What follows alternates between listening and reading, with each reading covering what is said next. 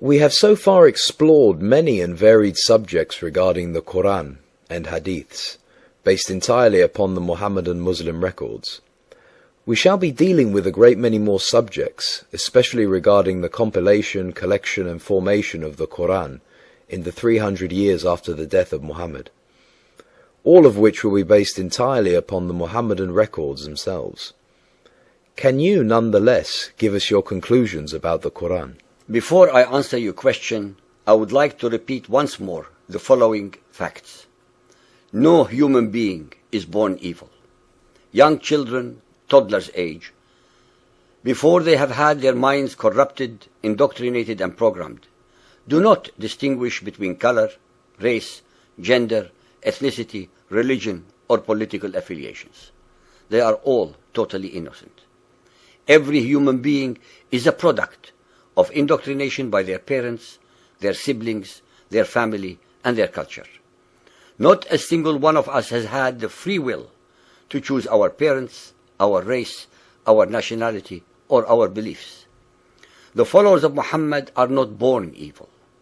They are programmed to be evil, to hate and to discriminate against all those who do not believe as they do.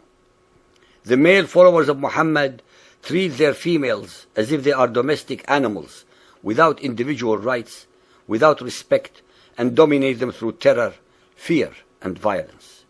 Muhammadan Islam is theocratic, and hence does not allow for the freedoms of conscience, of political rights, of religious rights, of democracy, of individual human rights and dignity, etc. All you have to do is look at the 55 so-called Muslim states in the world today, and you already have your answer.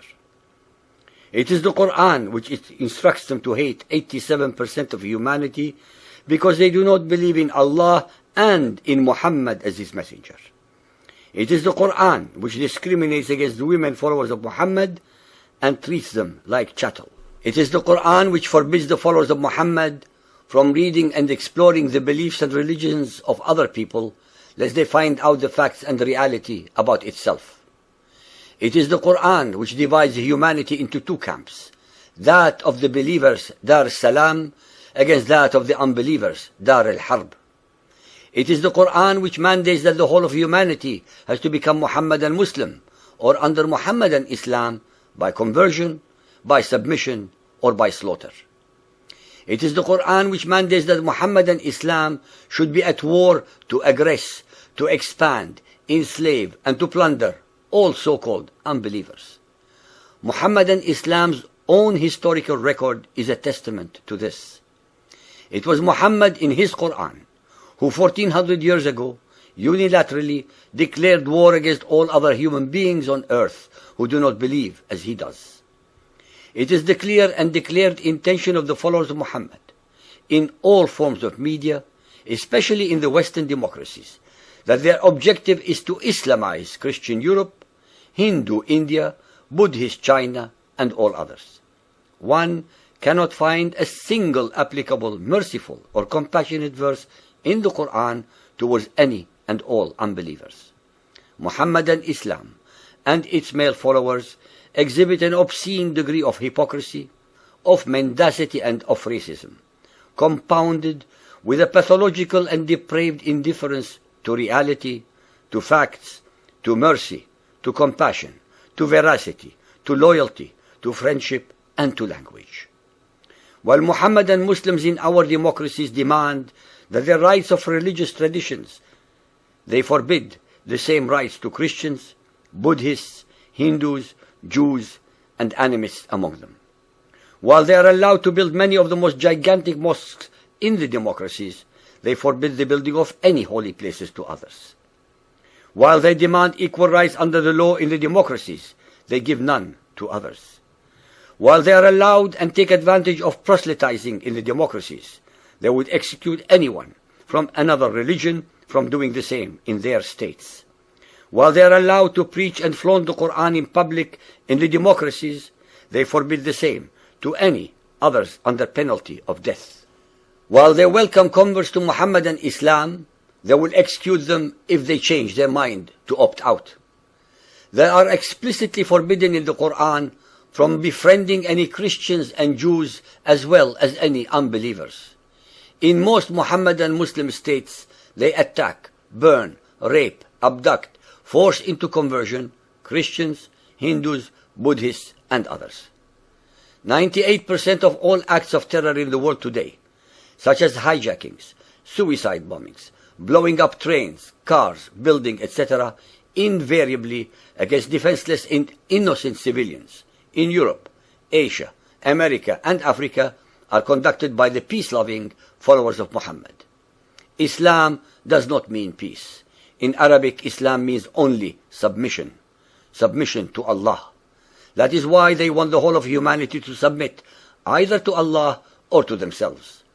They want to drag the whole of humanity down to their level, the abyss of ignorance, of stupidity, of hate, and of discrimination. Muhammadan Muslims are the clones of Muhammad even after 1400 years. The common denominator in all the above has its roots in the Quran. The disease is called Muhammadan Islam.